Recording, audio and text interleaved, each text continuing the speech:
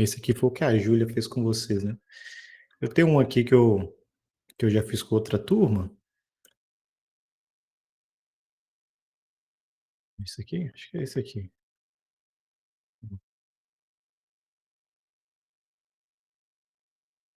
Pam, pam, pam, pam, pam, pam, pam. A Lepre. Cadê Lepre? Não, tem imagem pra caramba. Então, eu particularmente gosto de ir separando por personagem, né? Aí eu pego aqui desenhos. O estilo que eu vou fazer o desenho é mais essa proporção, né? Duas cabeças. Então, na hora que você vai pegar referência, você tem que buscar naquele estilo mesmo, né? Aí entra aquela conversa que a gente teve no módulo passado. Ô, Bruno, eu vou fazer um outro estilo. É aquilo, galera. Fazer outro estilo é mais indicado para quem já tem experiência com estilos, com desenho, tá? Se você não tem, faça mais próximo do que eu vou ensinar, porque vai ser mais fácil, porque vai ter uma garantia maior que você vai terminar. Tá? Ah, eu vi que lá no documento de visão, algumas pessoas colocaram anime, por exemplo, as referências mais próximas de anime. Tem nada contra, mas à medida que você vai aumentando as proporções, tende a puxar a necessitar mais de detalhes, tá? Aí demora mais ainda para fazer. Então, é mais um motivo para você tentar. O próprio estilo de jogo de plataforma, não cabe tanto uma proporção maior, porque aí o cenário parece que tem que ficar maior ainda, né? Então tem essa questão de identidade visual, né? De coisas que combinam que você tem que ficar atento. É só você ver jogos de plataforma, a maioria deles são desse tipo, né? Duas cabeças e meio. Não é só porque a galera quer, é porque funciona, né? Enfim. Aí é legal você também tentar pegar referências de fotos. Não sei se a Júlia falou isso. Cada um tem o seu hábito, né? Mas eu sempre gosto de colocar fotos também, porque eu consigo trazer algo diferente. Você pegar só desenhos, você fica muito condicionado à interpretação de outros artistas, né? Que não é de tudo ruim, mas é uma meia-verdade, né? Não é completo. Eu acho que você tem que ter a mistura dos dois. Essa coisa de ter referência de outros artistas é muito legal, mas ao mesmo tempo você tentar trazer essa interpretação própria. E aí fotos é muito melhor, né? Esses aqui são imagens dentro daquele documento de visão que eu mandei para vocês de referência, né? O Lepre. Então, menininho irlandês, não sei o quê, não sei quem leu, né? Lá aquela referência. Então, eu tentei pegar aqui algumas roupinhas, né? E tentar puxar um pouco do estereótipo. Né? O estereótipo não tem nada de errado contra ele. Você pode até fugir, pô, eu vou fazer algo bem diferente. Só que aí você também começa a perder um pouco as características. Então a chance de você não é a chance de você não conseguir alcançar o público que leu aquilo ou que a sua história do jogo está trazendo é maior. Então é mais arriscado. Eu vou quebrar paradigmas, eu vou quebrar padrão já definido. Ok, se você quiser, não tem problema algum com isso. Só que há um risco muito maior também de você cair no bizarro, cair numa coisa que não funcione bem, tá? Ok? No final das contas, as pessoas têm preferências. E não é porque você gosta que outras pessoas têm que gostar. Então, se você conseguir absorver mais quais são as preferências daquele grupo que você quer alcançar, a chance é maior de você ter retorno, né? Se você quiser alcançar, se você quiser trazer uma ideia muito pessoal sua, praticamente quem for muito parecido com você que vai gostar, né? Quem não for, vai falar, poxa. A pessoa fez uma coisa que não é para mim, então eu vou apenas ignorar, né. A não ser que você tenha já uma franquia, né, que aí você pode abusar dos seus fãs. É o que Star Wars, a galera do FIFA faz. Pode trazer absurdos o que for que, como as pessoas são meio fanáticas, ainda continua consumindo. Mesmo assim, eles estão se esforçando para destruir a sua fanbase, né. Tem diversos aí, Star Wars, como eu falei, né, a galera do FIFA, que mais? A galera da Marvel, eles estão se esforçando, viu. Estão se esforçando de verdade. Então, não sei, agora quando você está começando, você nem tem isso, né. Então você tem que, tentar trabalhar mais com o comum ali, né, de um grupo específico que você quer alcançar. Hã, sua atividade saiu nota ainda não, Júlia. Eu fiquei isolado praticamente durante 3, 4 dias. Tô com um tanto de coisa atrasada. Final de semana agora eu devo fazer um esforço extra para poder colocar em dia. Aí quarta-feira que vem com certeza já tá. A nota já vai estar lá. Isso aí vocês podem ter certeza, já tô atrasado. Daqui a pouco a galera da escola começa a me chamar também. Beleza? Então é isso, galera. Aí o mood board vocês vão fazendo com calma, tá? A gente não pode destinar a aula para terminar o mood board, até porque sempre aparece uma imagem ou outra que a gente vai querer colocar, tá? Enfim, é isso. Depois, quem quiser me mandar um print, né, do moodboard que fez, só para eu dar uma olhada, não é questão de entrega, não. Depois a gente fala da entrega desse módulo, como é que vai funcionar. Mas às vezes você quer me mostrar o que você pegou ali. Aí lá, na última aula do módulo passado, eu falei um pouco do moodboard para vocês. O moodboard, ele tem certo ritmo, né? Então não são imagens aleatórias, são imagens que se parecem. Elas são diferentes, mas elas têm o mesmo princípio, né? A proporção. Existe uma coisa chamada identidade visual. E uma dos elementos da identidade visual, isso é do ramo mais do design, por exemplo. Não tem como a gente aprofundar nisso. Mas uma das coisas que vai já você tentar conseguir um certo ritmo é você repetir coisas. Né? Então, se vou fazer um contorno, aí você repete o contorno nos elementos do cenário, repete o contorno no menu, por exemplo, e isso gera uma identidade. Né? Então, a repetição é um dos fundamentos ali, né, que traz essa coerência naquilo que você faz. Existem outras coisas, viu? Só citei um deles aqui que eu acho mais fácil para quem não estudou design em si, né? De repetir. Aqui, por exemplo, é o contorno, né? O que faz os elementos parecerem iguais, né? Esse contorno dessa espessura aqui. Aqui são as formas geométricas, tá vendo? Então a pessoa trabalhou com linha, primitivas aqui, elipses, né? E já funciona. Até o personagem, ele é muito geométrico. Deixa eu ver se tem mais algum aqui. O resto aqui também tem, mas tá com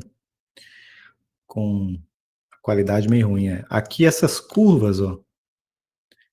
Praticamente tudo tem essas curvas, tá vendo? Até o personagem tem esse ângulo.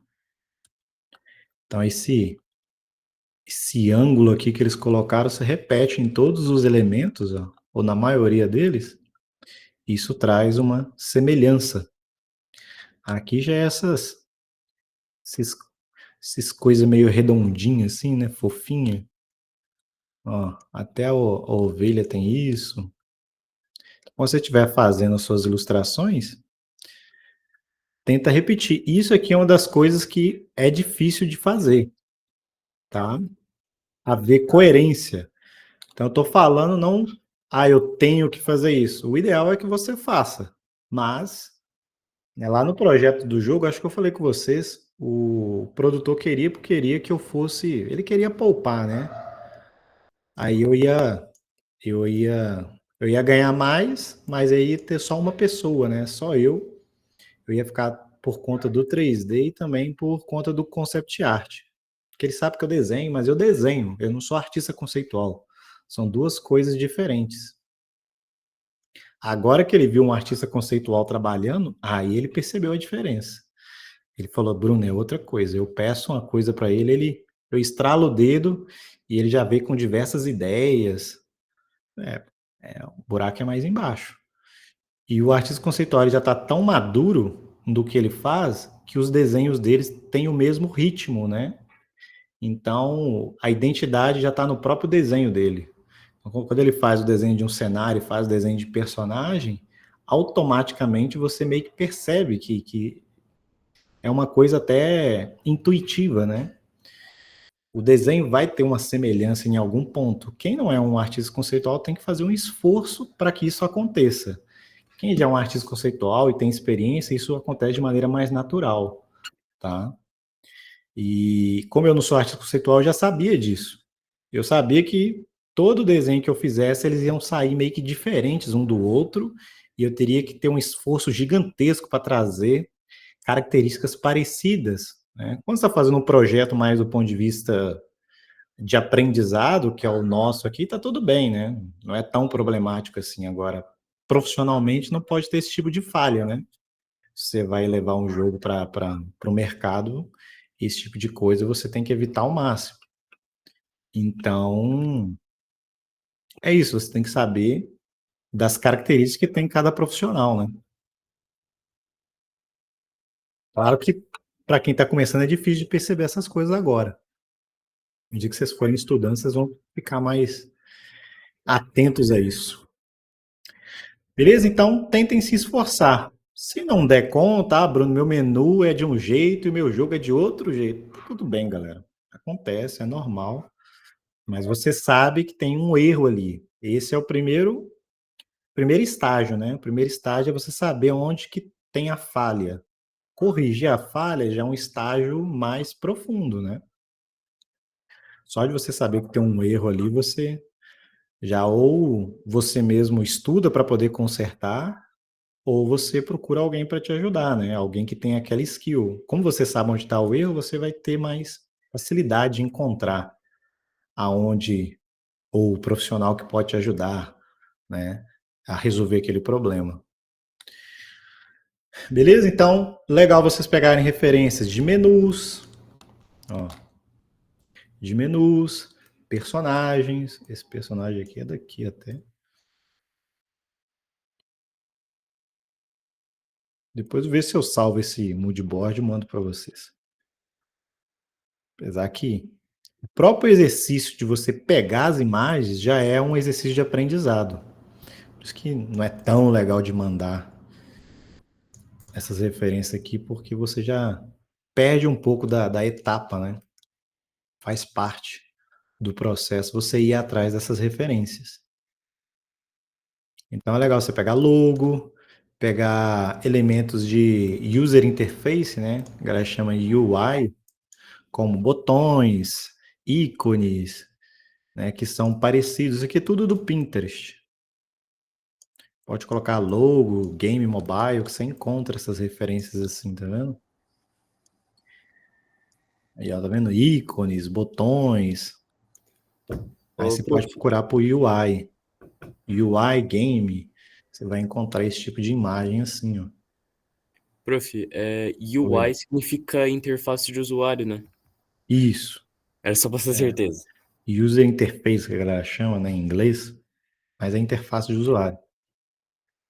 São elementos que você interage, que você visualiza, né, dentro do jogo. Interage e visualiza, são os dois. Aí, ó, ícones, tá vendo? Dos colecionáveis, dos coletáveis, né? É isso. Ah, vamos lá, beleza. Depois, na aula que vem, eu falo mais um pouco de moodboard, porque eu já vou dando dica do que vocês podem ir pegando, mas eu quero falar um pouco do Photoshop. Vamos falar do Photoshop. Cenário, tá vendo? O lepre passa numa floresta, então aqui tem algumas imagens de floresta, tá vendo? Isso aqui é mais para o menu, né? Aqui que seria mais um cenário jogável, por cada perspectiva. Aqui não tem a perspectiva de algo jogável, né?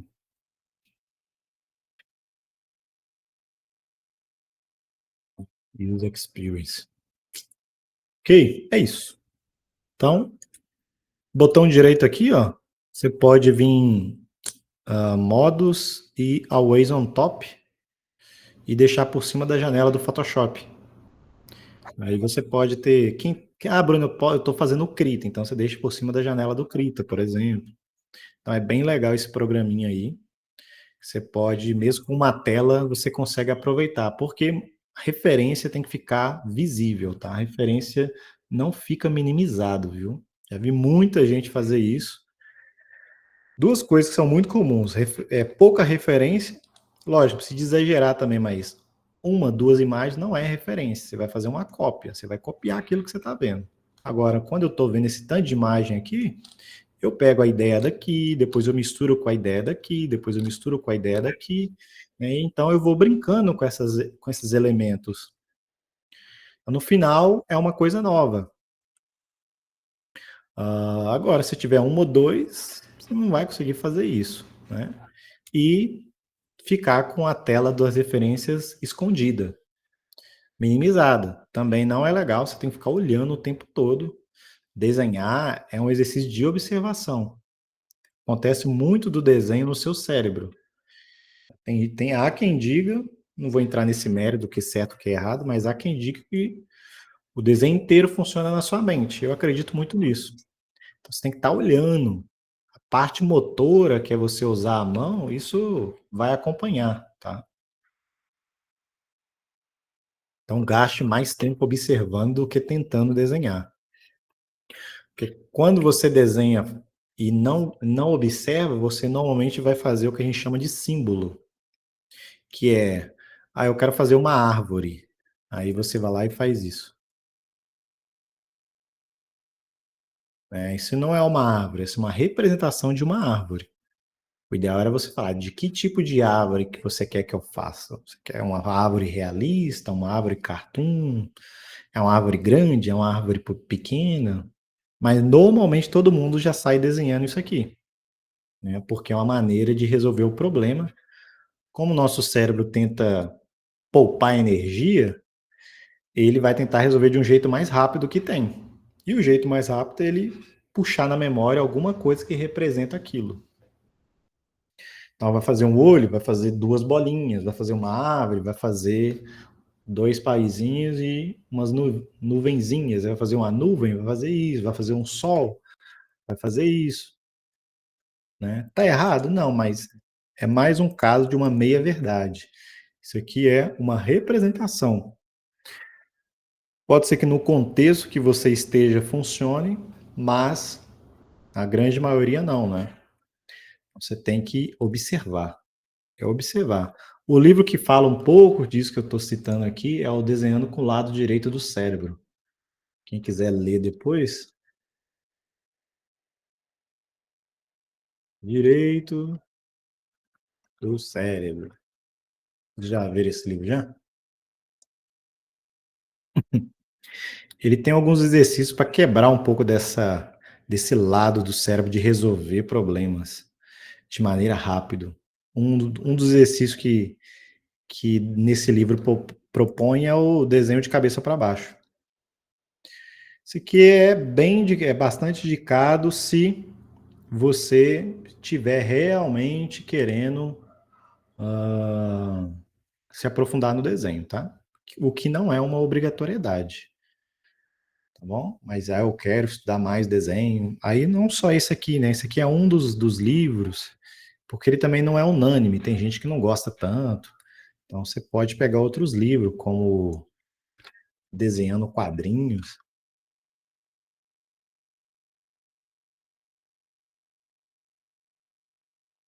Esse aqui, que é o primeiro, são três. Esqueci qual que é o primeiro. Mas ele ensina você a desenhar meio que contando uma história. Mais ou menos assim. Ok? Então são algumas coisas que você pode estudar. Se você já desenha, por exemplo, um livro que que eu cheguei ali, que é bem legal, é criando personagens com personalidade. Não tem em português esse.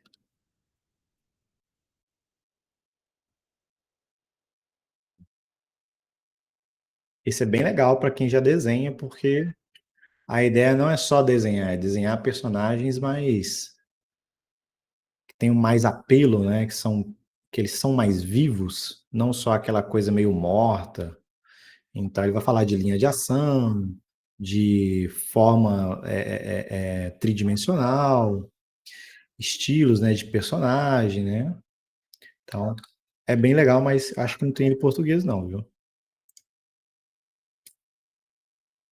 Se tiver numa biblioteca pública, perto de uma faculdade, deve ter lá na faculdade. Você pode ir lá. Eu só faço isso para ter uma base, como vai ser, onde vai ser as coisas, o personagem, cenário, etc. Pô, eu tô talentando mais. Ok, então tá aí 3 livros, né? Esse aqui é indicado. Não que se você não desenha, não desenha e quer ler, pode ler. Só não vai ser tão legal para você, porque você ainda está numa camada um pouco mais baixa, né? Mas com certeza você vai aprender uma coisa ou outra. Mas depois, se tiver um certo tempo de desenho, você vai querer estudar novamente ele. Aí tem esse Desvendando Quadrinhos, né? São os 3 que eu conheço. Esse aqui eu não cheguei a ler, não. É um aluno que vinha com ele todo dia para a aula, quando eu dava aula presencial, que me falou dele. E teve outra vez que outra pessoa me falou dele também, esqueci quem foi. E esse aqui também, da Desenhando com o Lado Direito Cérebro, normalmente faculdade sempre indica esse. Faculdade Federal. Ok? Bom, dito isso, vamos para o Photoshop. Você pode desenhar em outros programas, né? O único critério aí que você tem que tomar cuidado é se o programa que você vai usar, ele também dá suporte para animação, tá? Porque a gente vai precisar dos frames do personagem, do inimigo, do coletável para levar lá para Unreal. Então, esse tem que saber, o software tem que dar a exportação em imagem e o ideal é que ele tenha pelo menos o básico ali de animação para te ajudar, uma timeline, né? O Photoshop, por exemplo, na animação é horrível, muito ruim mesmo, mas dá para usá-lo. O Krita, por exemplo, eu sei que é um programa que tem os dois também. Ele tem tanto a parte de criação quanto a parte de imagem, né? Ajuste de imagem, desenho, essas coisas. Como também tem a timeline ali para você animar, e aí a timeline dele é melhor do que a do Photoshop. Então, teoricamente, para isso que a gente vai fazer, é bem pro. Eu mexi no Krita muito pouco tempo, nem sei como ele está hoje em dia, mas teoricamente, porque a gente vai fazer aqui, o Krita talvez seja até melhor, né? Agora, né, puxar a sardinha para Adobe aqui para o Photoshop. No currículo é mais importante o Photoshop, tá? Então, quando você vai usar um programa, você tem que pensar nisso também, né? Principalmente quando você tá ali já projetando sua carreira, esse tipo de coisa. O ideal, no final das contas, é você conseguir associar a aprender o conceito e a técnica daquilo que você quer fazer com uma ferramenta apropriada, com a ferramenta que é utilizada, né? Porque quando você for para o mercado, normalmente vai ser essa ferramenta que eles vão cobrar. Ah, Bruno, mas chegar lá eu aprendo. Mas se eles te contratar com isso, ok, né? Agora, normalmente uma vaga é disputada por muita gente. Então, se você tiver uma coisa ali que te jogue para baixo, há uma chance de você ser descartado, né? Tem até filtros automáticos que essas LinkedIn e outros lugares usam que já vai eliminando aqueles que não têm algumas coisas que eles exigem, né? Então, não tem ali um programa X, já tchau, não tem nem papo. A não ser que você conheça alguém lá dentro e aí essa pessoa, não, fulano de tal é bom na coisa, ele, ele, ele vai conseguir dar conta, aí é outra história, né? Aí é outra história. Por exemplo, a gente fala textura de 3D. Aí, se você pesquisar texturizar na internet, é perigoso você encontrar esse programa aqui, o Mari, que há uns 6 anos atrás, 7 anos atrás, era muito famoso mesmo. Mas hoje em dia eu já não recomendo, porque não tem praticamente ninguém usando ele. Se eu não me engano, eles vão até parar de atualizar esse programa. Então, se você é uma pessoa mais leiga e entra, eu quero aprender a texturizar 3D, e vai lá, às vezes vai na ideia de uma pessoa e sem pesquisar direito, qual é o programa que eles estão usando hoje em dia, você aprende esse programa aqui, estuda um ano, aí quando você está ficando bom, quando você vai colocar o seu currículo, você descobre que nenhuma empresa está contratando gente que sabe mexer nesse programa.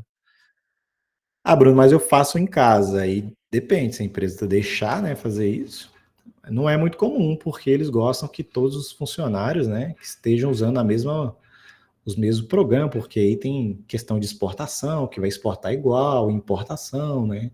Aí o fluxo vai funcionar muito melhor. Então, hoje em dia, você vai estudar um software para textura, é melhor você estudar o Substance.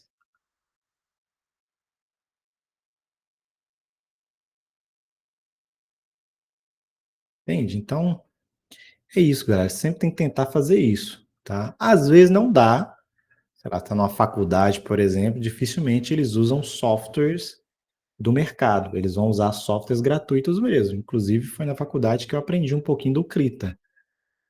Mas você tem que ser sagaz nisso aí e estar um passo além, porque senão você vai sair da faculdade e aí vai ter que fazer um curso, né, para se atualizar. Aí tem gente que já sabe disso durante a própria faculdade, tudo que é trabalho eles já vão fazendo em 2 lugares, né? Lá eles estão exigindo isso aqui, mas eu vou fazer no Photoshop, entrego, né? A não ser que tenha uma prova, né? Uma vez eu falei com o professor, falei assim, pô, ele queria que eu fizesse no Blender, né? Eu falei, pô, eu posso fazer no Maya? Eu estudei o Maya, eu tirei certificação internacional do Maya, então o Maya eu sei muito. Ele pode fazer, Bruno, pode fazer no Maya, mas a prova é presencial. E a prova não tem Maya aqui nas máquinas. Traduzindo, né? Não pode fazer no final das contas, porque se eu não estudasse o Blender na hora da prova, eu me lascava, né? Então eu tive que estudar o Blender só por causa da prova física, né? Que aí era modelar um grampeador. Era modelar um grampeador. Todas as outras atividades eu fiz no Maya, mas a prova eu tive que fazer no Blender porque era presencial. Sacanagem, né? Mas enfim, eram os critérios do professor, né? Tem muito o que fazer. Então, mas por um lado foi bom, assim. Eu aprendi um pouco do Blender e agora, em 2022, a escola migrou para o Blender também, né? A Saga dava aula no Maya. Aí em 2022, não, 2021, ela migrou para o Blender. Para mim não foi tão difícil, porque eu já sabia a base do Blender. Enfim, então é isso, galera. Então, se você quiser fazer em qualquer outro programa que dê para você fazer animação, pode fazer, mas saiba que o Photoshop é importante de você ter no seu currículo, tá? Pelo menos a base dele. Se você não tiver que estudar agora, muito provavelmente você vai ter que estudar no futuro um pouco de Photoshop. Não vai dar para a gente se aprofundar em Photoshop, né? Mas pelo menos um pouquinho aqui a gente já vai começar a se habituar com ele, né? Já é um início. Se você quiser saber mais do Photoshop, você pode fazer o curso do Start, o módulo 2, que é composição de imagens. Aí é 3 meses só de Photoshop. Mas aí não é para desenho, é Photoshop para tudo. Photoshop para retoque de imagens, Photoshop para edição de imagens, Photoshop para composição, né? Enfim. Beleza? É isto. Deixa eu ver se aqui tem perguntas. Na minha usava o Maya para 3D. Caramba, eles eram modernos, viu? Normalmente 99% das faculdades usam o Blender. Porque o Maya, ele tem até uma licença de estudante de 1 ano, mas ele é mais pesado, ele é mais custoso, vamos dizer assim, para as máquinas aguentarem.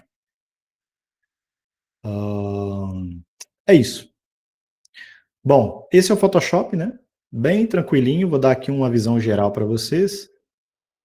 Né? Aqui você cria um novo documento, ou você pode abrir algum documento que você andou fazendo, tá? Eu vou criar um novo documento aqui e a gente fala mais do programa. Ele vai perguntar qual que é o tamanho das coisas. A gente vai criar as nossas artes 1024, tá? Mas dentro do 1024 1024. Só na hora de fazer o cenário que eu vou falar de outras coisas. E aqui é 72. 1024, 1024 e aqui é 72. A gente está criando 1024, mas dentro do game não vai ser 1024. Dentro do game vai ser menor, mas eu ensino vocês a como exportar menor, ou a gente exporta menor, ou a gente otimiza dentro do próprio Unreal, tá? Você pode escolher qual dos dois lugares que você vai fazer. Então, por que fazer tão grande assim? Eu gosto de sempre fazer maior para segurança, tá? Que às vezes você pode precisar da sua textura estar maior do que o normal para uma apresentação, para você colocar numa, no seu próprio portfólio, né? Mostrar para alguém. Aí você mostra a arte pequenininha. Então, eu curto sempre fazer ela maior e aí eu otimizo no Unreal ou na hora que eu vou exportar, eu exporto menor, tá? Ok? Então, ó, 1024, 1024, 72 pixels. Cuidado aqui, viu? Coloca pixels primeiro. Eu vou chamar aqui de quê? Vou chamar aqui de rascunho.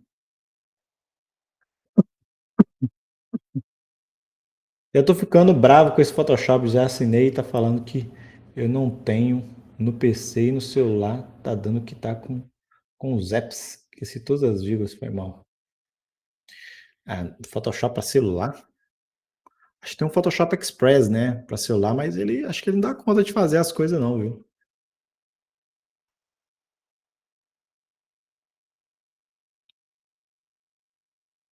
Se for assinar aí, galera, o Photoshop, tem o plano da escola, tá? A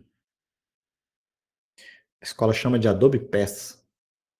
Adobe Pass. É um desconto, eu acho que tá R$ 60, 65. Mas não é só o Photoshop, são todos os programas, tá? Inclusive Substance Painter. Porque se você for lá no site da Adobe e adquirir, os programas 3D da Adobe são outro pacote. Só que pela Saga não, pela Saga tá no mesmo pacote. Aí fica bem mais barato mesmo. Tinha uma aluna que trabalhava, ela falou assim, pô, professor, enquanto eu for aluno, eu acho que eu vou cancelar o meu plano e eu vou ficar com o plano da Saga, né? Enfim, fica a dica aí. Eu já assinei o Photoshop, plano, e no PC que eu não tenho plano. No celular fala que eu tenho todos. Entendi agora. Aí dá uma olhada lá com a escola. Eu não sei como é que funciona esse Adobe Pass, não. Entrar em contato com a escola. E não consegui baixar nenhum da minha máquina. Mesma coisa, Gabriele. Parece que você tem que logar com. Parece que você tem que logar com a mesma ID que você colocou no Hub. Você tem que logar na Adobe, é um negócio assim. Mas eu não vou saber informar vocês direito, não. Tinha até um videozinho aqui, mas eles tiraram. Eu vou pegar esse vídeo novamente. Tinha um videozinho que a escola tinha criado para orientar, mas eles eles tiraram esse vídeo. O estilo de personagem vai ser muito diferente do meu. Eu tenho que fazer outro ou continuo com o mesmo? Não vai ser muito diferente, não. Já tinha te falado, Júlia. Esse seu aí é bem parecido com o estilo que eu vou estar desenhando aqui. Não é igual, porque ele já está praticamente com três cabeças, né? Mas também não chega a ser distante, não. Bom, aí, ó. Dei um OK, criei aqui o documento. Ó. Vou resetar aqui para vir igual ao de vocês. Então tá aí o Photoshop, galera. Ele tem aqui ferramentas. A gente não vai entrar muito nessas ferramentas, a gente vai ficar muito mais com o brush. Depois eu vou mostrar um pouquinho de outras ferramentas aqui que são legais, né? A Pen Tool, por exemplo. Aqui você tem as configurações das ferramentas. Então aqui eu estou com o pincel selecionado. Aqui em cima mostra a configuração do pincel. A configuração base, né? A básica. Aqui dentro tem mais configurações. Mas a base de configuração já está aqui. E aqui em cima são os menus. Os menus são filtros. E dentro de cada menu você tem uma... Professora, resumiu? Ah, então ótimo. Pensei que ela tinha parado no moodboard. Já vou até parar aqui e já ir para a mão na massa, então. Mas aqui são menus, né, onde que cada categoria tem ferramentas dentro, que estão relacionadas ao nome do menu. Então, se o menu é Select, dentro dele vai ter ferramentas e opções relacionadas à seleção. Se tiver um menu chamado Layer, vai ter coisas relacionadas a Layer lá dentro. Né? Alguns menus desse aqui são meio esquisitos, tá? Então, por exemplo, Edit. Edit tem de tudo, tem ferramenta, tem configurações do programa, né? Enfim, tem de tudo aqui. Então, não dá nem para dizer para que serve especificamente Edit. Como eu disse, tem ferramenta, tem opções, tem um tanto de coisa aqui. Parece que o que não se adequa a algum desses aqui, muito especificamente, ele joga tudo pro Edit. Mas nosso foco não é se aprofundar no Photoshop, não. A gente vai dar uma olhada mais no Photoshop do ponto de vista que é útil para nós, né? O Photoshop é um programa que você usa ele para diversas áreas. Então, tem ferramenta que uma área nunca nem vai ver, porque não está muito associada com aquela área em específico, né? No Photoshop nem acontece tanto isso. Agora, Unreal, por exemplo, software 3D, vai ter pedaço do software 3D que você provavelmente nunca nem vai mexer. Porque esses softwares têm muito recurso, né? Bom, aqui no outro lado a gente tem as layers, que esse é o nosso painel mais importante, viu? Que são janelas, a gente chama isso aqui de janelas. Essas abas aqui, né, que você pode clicar e soltar, são chamados de janelas. Se você bagunçar o seu Photoshop, você pode vir aqui e reiniciar. Dar um reset nele aqui. Tá? Meu zoom não tá funcionando às vezes. Hein?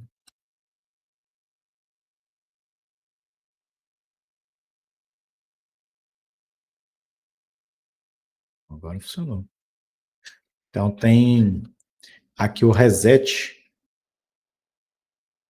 né? Que aí ele, como o próprio nome diz, ele reseta. Né? Então aqui são as telas padrão do Photoshop. São organizações de interface. Então se você mudar aqui para Motion ou Pintura, vai te dar aqui, segundo a Adobe, as principais janelas para quem vai pintar. Segundo a Adobe. Você pode criar a sua, tá? Por exemplo, eu posso vir aqui na de pintura e falar, pô, legal, essa janela aqui eu vou deixar. Essa daqui eu não uso tanto, ou essa daqui eu não uso nada, então eu vou fechar ela. Essa aqui de configuração de brush eu uso bastante, eu vou deixá-la aqui, ó. Aí, sei lá, eu posso deixar brush settings aqui. E aí, layers, eu deixo maiorzona. Tá vendo? Layers, brush settings e swatches. Que o color, por exemplo, é um que usa bastante em pintura. Não sei porque a Adobe não quis usar. Aí o Color você tem aqui onde você pode pegar a cor. Aí, ó. Aqui seria uma paleta de cor, onde você coloca os swatches, aqui onde você escolhe a cor, aqui a configuração de pincel e aqui onde ficam os pincéis, né? Ó, esse seria uma organização. Aí se eu quisesse, eu poderia vir aqui e salvar. New Workspace, chamar pintura 4608. Aí, ó. Aí se eu resetar aqui, se eu for aqui para Essentials e resetar, aí voltou para o Essentials. Eu posso vir aqui, ó, pintura 4608, que ele já muda, tá vendo? Quando eu estou desenhando, por exemplo, eu gosto de uma totalmente limpa. Eu acho que já tem até aqui, ó. Simples. Ó. Quando eu estou desenhando, eu gosto de uma que só tem o layer. Tem até uma coisa aqui exagerada. Eu gosto, quando eu estou desenhando, eu gosto só tem isso aqui, ó. Eu não preciso de mais coisa.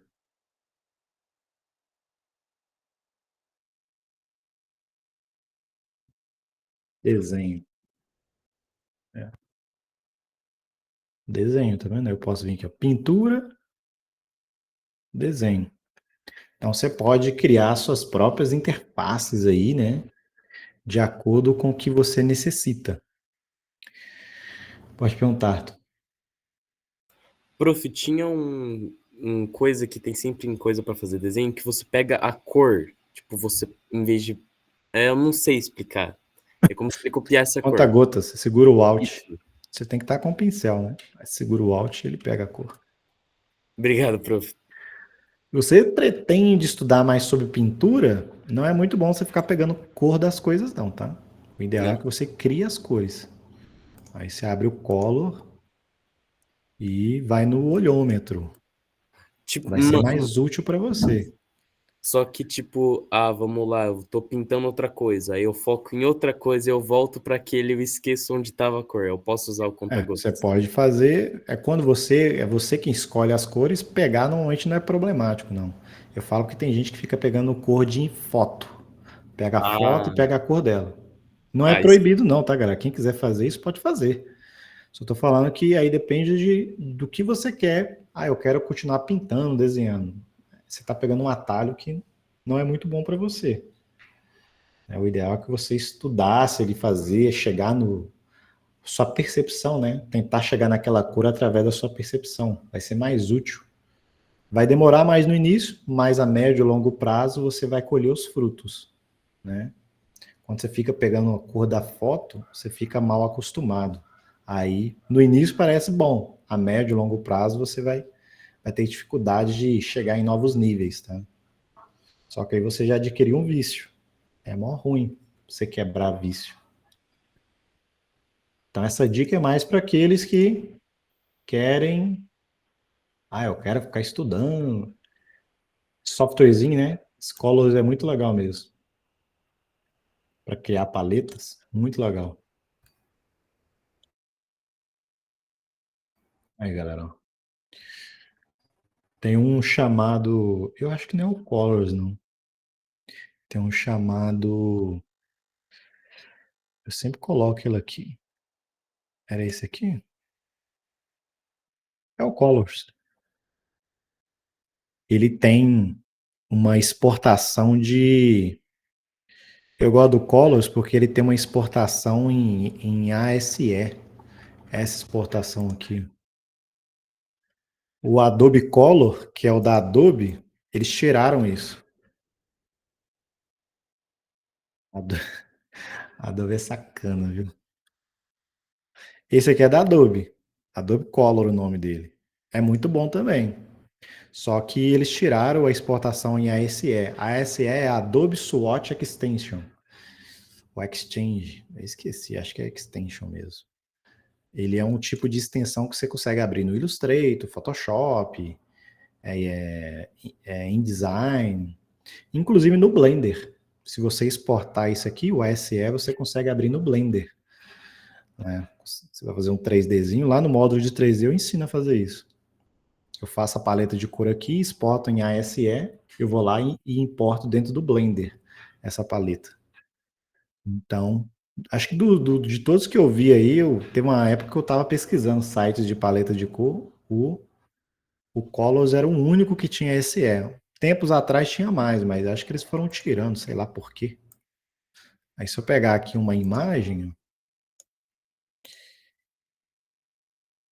e fazer uma paleta de cor, é o Venom? Que imagem é essa, meu Deus? Agora eu sei o que é. Vou pegar o Terry aqui que eu tava renderizando.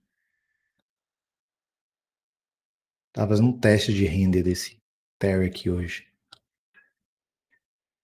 Aí eu posso vir aqui, ó, cor da calça, clico aqui, cor da camisa.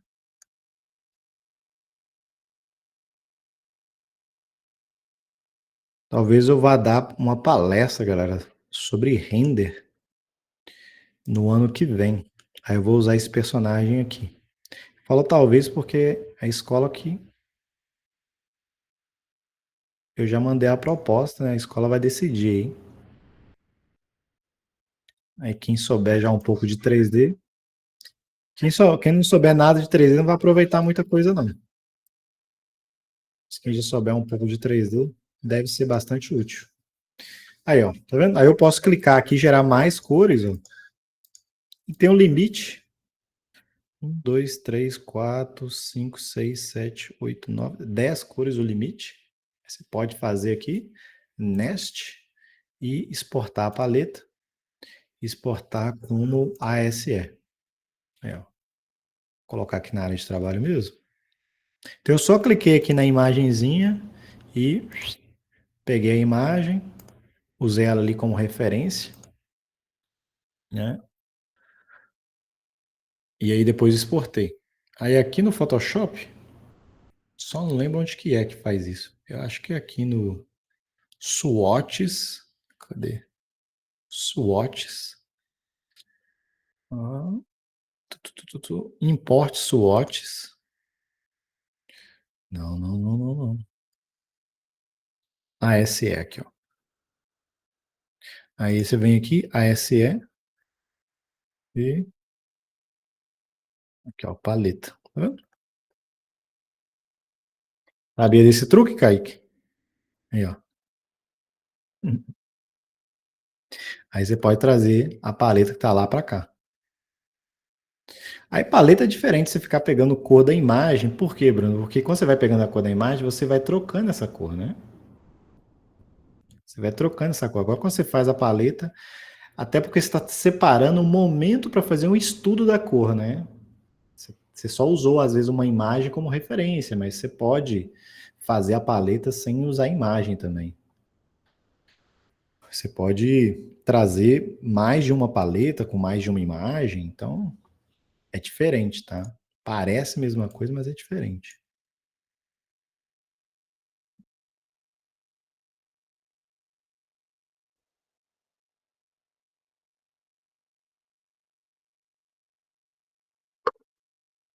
E depende do tipo de pintura que vai fazer, ô Igor. Se for mais cheia de cores, né? Aí talvez seja ruim. O nome do site é isso aí que o Kaique mandou no chat aí, pô. Colors. Vamos voltar aqui para o Photoshop. É, só salvar em ASE. Adobe Swatch Exchange. E aí, se você for abrir no Photoshop, você vai em Swatches, clica aqui, Import. Uma dica, tá, galera? Fugiu meio que do assunto, inclusive, aqui, mas porque o Kaique trouxe o site. Aí eu aproveitei. Mas se tiver dúvida com isso, você pode pesquisar. Import ASE Photoshop. Né? São os truques. Beleza, aqui é a folha de papel. Segurando o Alt e rodando o scrolling, você dá zoom. E barra de espaço você movimenta. Tá? Então, segurei o Alt e girei e rodei o scrolling, zoom e barra de espaço é o movimento. Tá? Bom, aqui o painel layer, a primeira layer está travada. Vamos aprender a criar a nova layer, que é o que a gente vai fazer bastante. Para criar a nova layer, você vem aqui, ó, no mais, ou então aperta Ctrl mais Shift mais N, tá? Ctrl Shift N. Vai aparecer aí o atalho, né, o botão para você criar a nova layer. Então você pode clicar aqui, ou então Ctrl Shift N, aí você vê o que é melhor para você, tá? Cliquei aqui, ó, layer nova, Ctrl Shift N, layer nova. Tranquilinho, aí você manda ver. Depois que você tem uma layer assim, se você apertar o Ctrl J, ele duplica ela, tá? Mas se tiver algum conteúdo dentro, ele vai duplicar esse conteúdo também. Ó, tá? Então isso é importante. Beleza. Que mais? Aí nós temos aqui na layer um botão para travar. Presta atenção, hein? Você tem aqui o botão de travar. Tudo isso aqui são botões de travar, tá? Só que aqui ele trava tudo. Aí você não vai conseguir fazer nada nessa layer. Olha lá. Então isso aqui é legal você fazer quando você já fez uma camada que você não quer destruir nada dela, pintar sem querer ou apagar o conteúdo dela. Aí você vem aqui e trava. Aqui vai travar o tamanho, aqui vai travar a movimentação, aqui vai travar a pintura. Então, se você marcar aqui, você consegue mexer o conteúdo, mas você não consegue pintar dentro dele. Pintar aqui é qualquer ferramenta de pintura. O pincel é de pintura, mas a borracha também é uma ferramenta de pintura, viu? Isso é importante você saber que no Photoshop você tem ferramentas que utilizam brushes. Muitas ferramentas. Então, por exemplo, o carimbo usa o brush, o pincel é brush, essa smudge é brush. Então, isso aqui é um travamento para ferramentas que utilizam pincel. Não é só para o pincel de pintura, tá? Boa aí, ó. O Kaique mandou uns atalhos muito legais aí. Parabéns, Kaique. Esses atalhos são muito bons mesmo. Anotem aí, galera, copia. O Kaique já deu uma moral aí, ó. Esse botão aqui, ó, é para travar a transparência. Travar a transparência quer dizer que você não vai conseguir pintar aqui fora. É bem útil também. Então, por exemplo, eu tenho essa mancha aqui. Aí eu quero pintar, mas eu não quero sair, né, por fora. Às vezes eu quero fazer algum efeito. Às vezes eu quero fazer um efeito de luz ou algo do tipo. Eu posso vir aqui travar a transparência e pintar, ó. Tá vendo? Eu não estou pintando fora, porque eu travei a transparência. Se eu destravar a transparência, eu pinto fora também, tá vendo? Legal, né? Outra técnica que a gente vai usar bastante, que ajuda nesse quesito, é um negócio chamado Clip Mask. Tem uma outra layer aqui, e botão direito em cima dela, ó, eu tenho aqui, ó, Make Clipping Mask, ou Create. Create Clipping Mask. Quando você faz isso, você cria essa layer aqui, tá vendo? Tem uma seta que fica apontada para baixo. Isso quer dizer que qualquer coisa que você pinte aqui só vai ser visualizado aonde tem pixel aqui. Né? Então, por exemplo, se eu pintar sem o Clip Mask, vou colocar uma cor aqui, vai acontecer isso aqui, ó. Vazou, tá vendo? Agora, se eu tiver com o Clip Mask, ele não vaza. Por quê? Porque o que tiver aqui só vai ser visualizado aonde tem pixel aqui. Ó. Então também é muito útil. As diferenças é que quando você faz com o travamento de layer, de transparência, você vai ser obrigado a ficar na mesma layer, né? Então, se você cometer algum erro, F, você vai ter que fazer de novo. Você vai ter que fazer de novo. Não tem jeito. Agora, se você fazer o clip masking, você tem aqui uma outra lei. Então, se errar, você pode vir com a borracha e apagar o que você errou aqui na layer. Para quem está começando, é melhor o Clip Masking, tá? Muito mais útil. Agora, quem está mais veiaco, pode usar qualquer um dos dois, que não vai ser tão problemático, não. Se depois você quiser reduzir as layers, você pode selecionar, né, ambas e apertar o Ctrl E para mesclar. Então, Ctrl E, mescla. Pode colocar mais esse aí nos seus atalhos. Ctrl E, mescla o que tiver selecionado. Já tinha botado lá? Nem vi. Isso, você colocou junto ali. Tem o Ctrl Alt E, ó. O Ctrl Alt E ele junta, mas ele cria uma nova layer. Olha lá. Né? Ele junta, mas cria uma nova layer.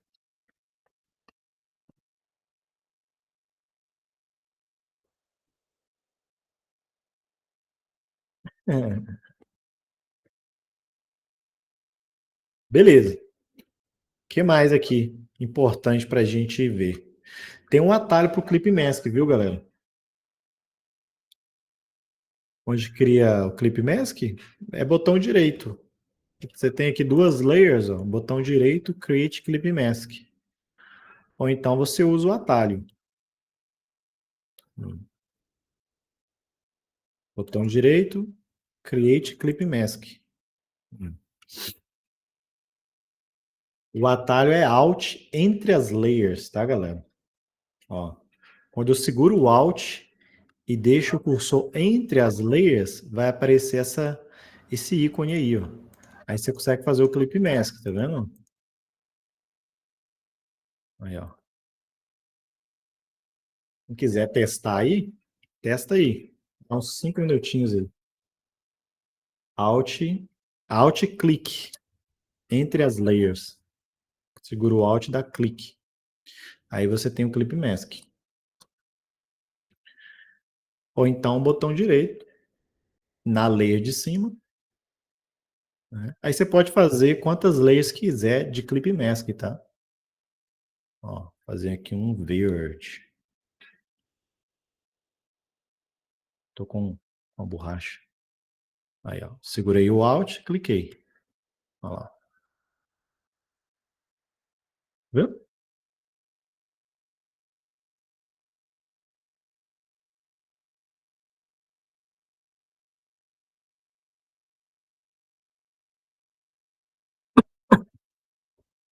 Legal, né?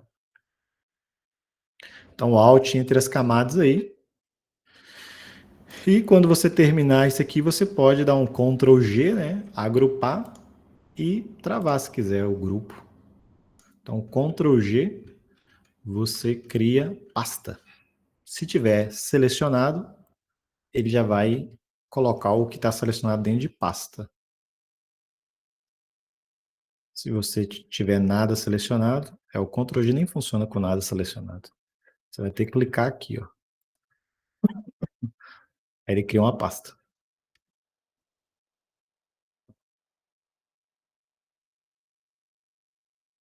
Boa noite, perdão pelo atraso, mas já teve exemplo de teoria artística sendo aplicada ou só exposição das funções do Photoshop? Não, estou mostrando mais o Photoshop. A gente falou de moodboard no início da aula. Cuidado com o atraso aí.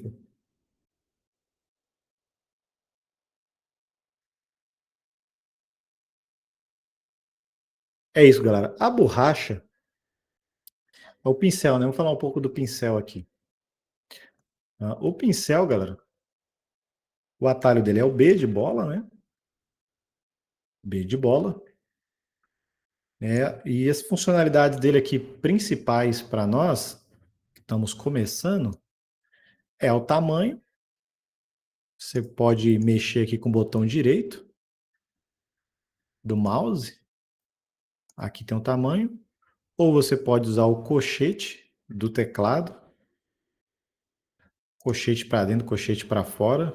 Ele altera o tamanho também.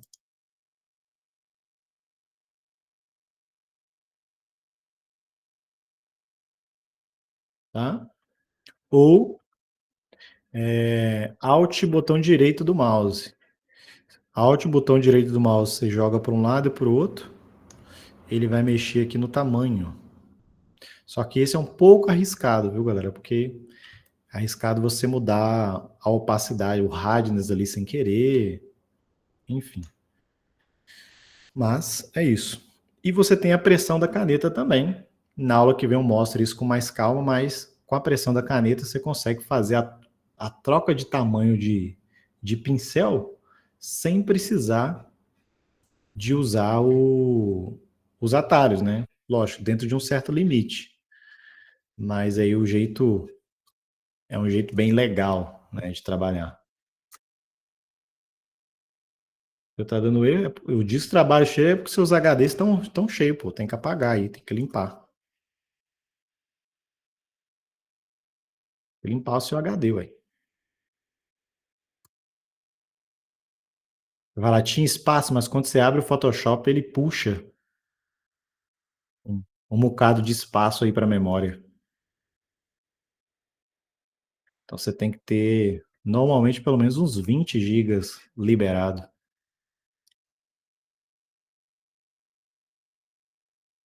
E também depende das coisas que você tá aberto, né?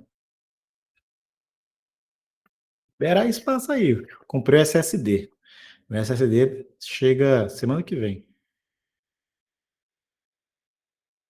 2 tera. Tem jeito, galera.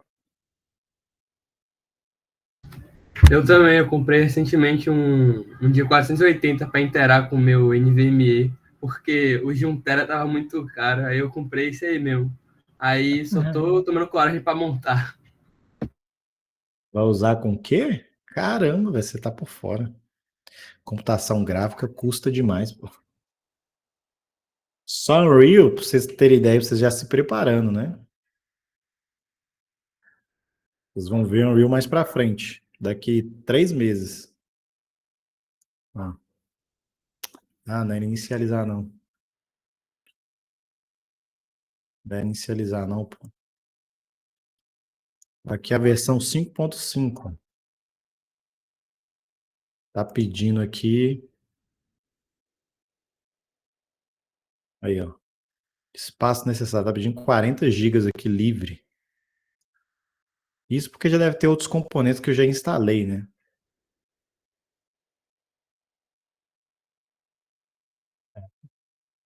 Computação gráfica pesa, pô. Enfim.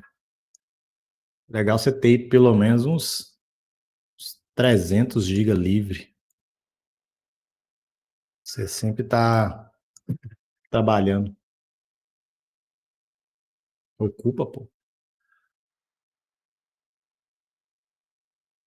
Ocupa bastante coisa. É legal quem não tem esse espaço aí de pelo menos uns 100 gigas, já ir se preocupando.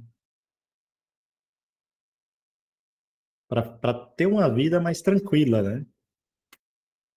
Não você vai ficar muito na ponta do lápis. Bom, então você tem aqui o tamanho e outra configuração importante do pincel, galera, é o hardness.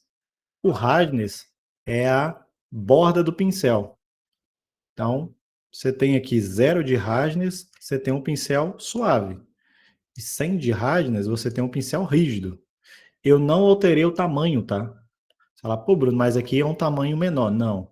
É porque ele aplicou uma suavização da borda até o centro.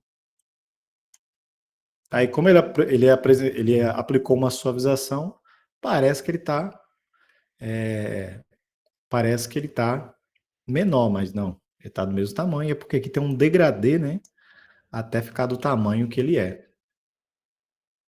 Qual os dois pincéis que é melhor? Depende do que você vai fazer, tá? No geral, os dois a gente vai sempre estar utilizando essas variações de borda. Na pintura digital, você tem hora que você vai precisar de uma borda mais rígida, tem hora que você vai precisar de uma borda mais suave. Agora, em estilos de artes, é comum às vezes você nem precisar da borda suave, por exemplo. Se você for fazer algo mais cartunesco, você pode trabalhar só com borda rígida. Então, o estilo interfere nisso, né? E o resultado que você espera, né? Eu quero algo mais volumétrico. Normalmente você vai usar um gradiente, né? Um hardness mais baixo. Aí depois a gente discute sobre isso. Beleza. A borracha tem esses mesmos atributos que a gente citou aqui. Então, tamanho, colchete para dentro, colchete para fora e o hardness, que seria a rigidez. Então, se eu apagar com 0 de hardness, ele vai apagar suave. Ó. Se eu apagar com 100 de hardness, ele vai apagar rígido. Aí você fala, Bruno, mas aqui não ficou tão suave. Como aqui? Porque o hardness, galera, ele depende do tamanho do pincel. Viu? Porque ele é uma suavização de acordo com o tamanho. Né? Se você fizer 100%, ele vai fazer o mesmo tamanho do seu pincel, ele vai fazer de suavização. Ele vai fazer 64 pixels de degradê. Né? Então, se você tiver um pincel pequeno, ele vai ter um hardness pequeno. Aí, às vezes a pessoa está com um pincel pequenininho, né? Você falando, Bruno, o meu está com 0 de hardness, mas não está suave. Ele está suave, mas como ele é tão pequenininho, você não está conseguindo ver, né? Então é assim. Aí você tem que usar a borracha para apagar, né? Ou usar algumas outras técnicas, como a Blur Tool ou outra ferramenta. Tá?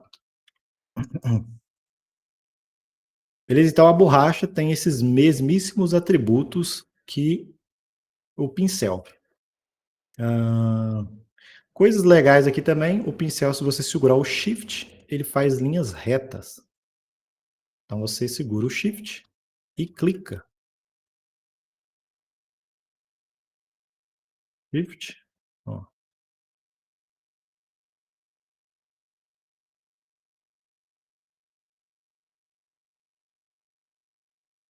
Ok? Então, segurou o Shift e clicou, ele faz linhas retas. Se você vir aqui na opção de Smoothing, ele vai aplicar um delay no seu pincel. Vou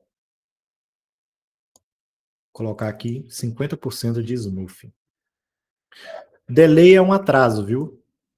Então você vê que a bolinha está aqui e o traço vem atrás dela. É Isso como vai se fosse. ajudar. É tipo uma minhoca seguindo a bolinha. Isso vai ajudar você a fazer traços com menos. Aqui em Minas Gerais a gente chama de cabelo. Aquele traço cheio de linha, sabe? É normal. Durante o módulo eu vou mostrando algumas formas de você tentar evitar isso, mas você vai evitar principalmente com prática. Aí você vai adquirir mais costume, né?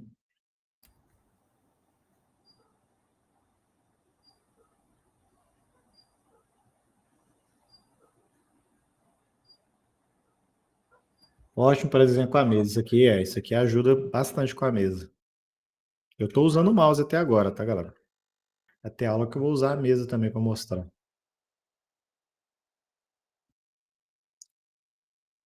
Então, esse é o smoothing. Outra coisa bem legal é a tecla R de rato. R de rato, você pilota o papel.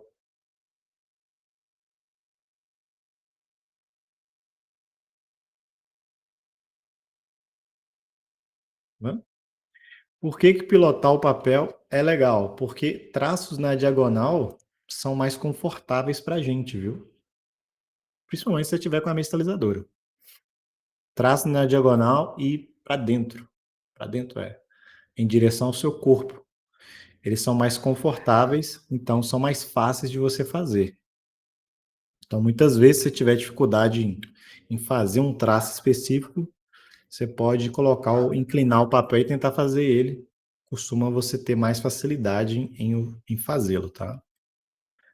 Para inclinar o papel, R de rato. Ok?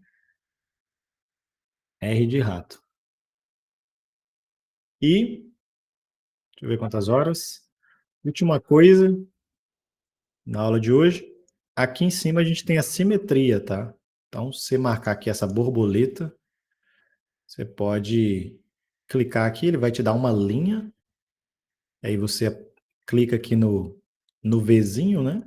Aqui em cima, então aperta o Enter, que ele vai confirmar. Aí você vai poder fazer o seu desenho simétrico.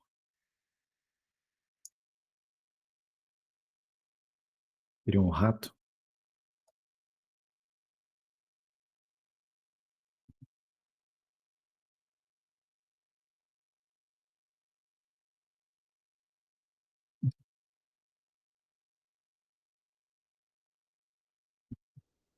Estão com medo?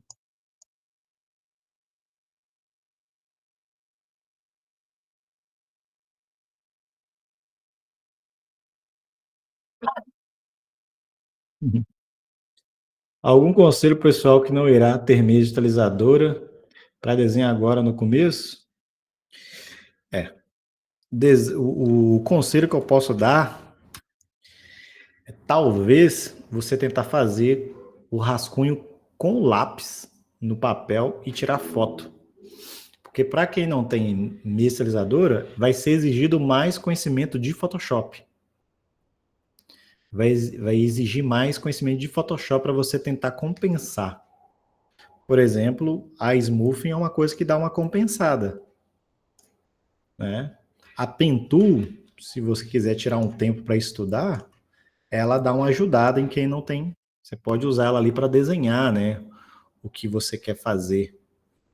Então, ela dá uma ajuda também para quem não tem visualizadora. Então, é isso. Agora, o que é mais rápido é você usar o lápis mesmo. Aí você tira a foto, né? Digitaliza, se tiver uma impressora. E depois vai no Photoshop e faz o traço por cima, né? Aí já vai ser mais fácil. Então você pode optar por essa, né? Porque, como eu disse, o que mais ajuda para quem não tem inicializador é conhecimento do programa, que aí você faz alguns truques no Photoshop. Só que a maioria de vocês está começando, né? Você conseguir entender o programa demora um pouquinho. Então, eu acho que você vai acabar demorando demais. Então, eu faria no papel até a mistral chegar, né? Aí você vai pro Photoshop. Tem uma de entrada muito boa. É, aquela que eu citei lá era muito boa.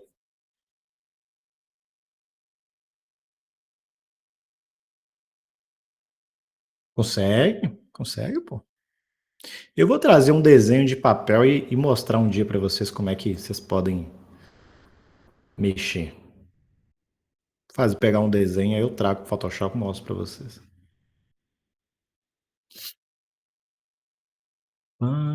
Qual é o atalho do Smooth? Não tem atalho não, Welderson. Você tem que vir aqui em cima e aumentar ele aqui, ó. Não tem atalho não.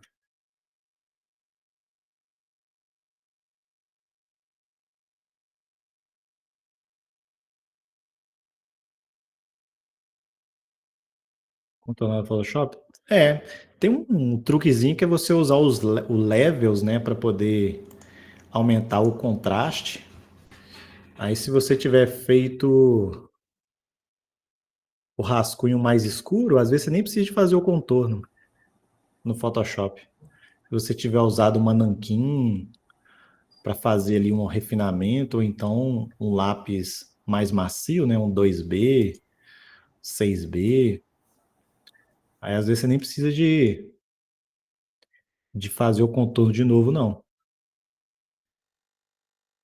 Se você usar nanquim, um bico de pena, por exemplo. Mas também você tem aqui o Ctrl L, né? Ctrl L, aqui você pode usar o Levels para dar uma limpada.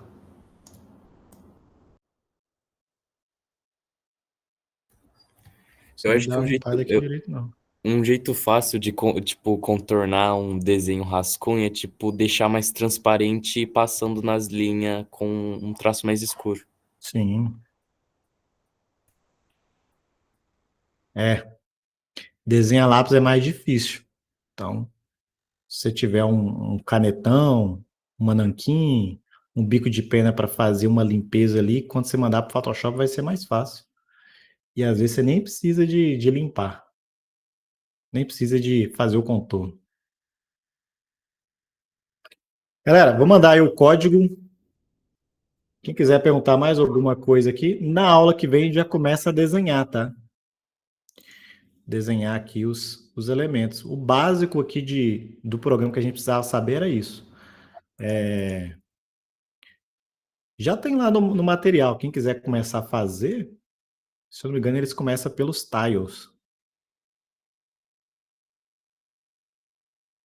Começa pelos tiles.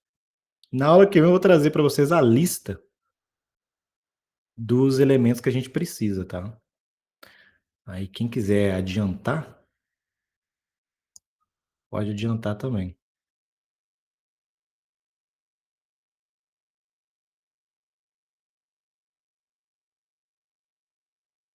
Eu vou liberar lá material de TIE. Liberei 3 aulas lá.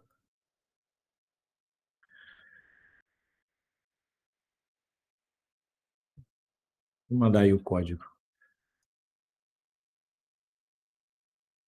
Eu preciso baixar o Photoshop, eu não tenho ele no meu computador. Faz o corre aí. Galera, tá aí o código, todo mundo respondendo a chamada. E não sai ainda, tá? Vou fazer aqui a chamada oral também. Algumas pessoas esquecendo de responder.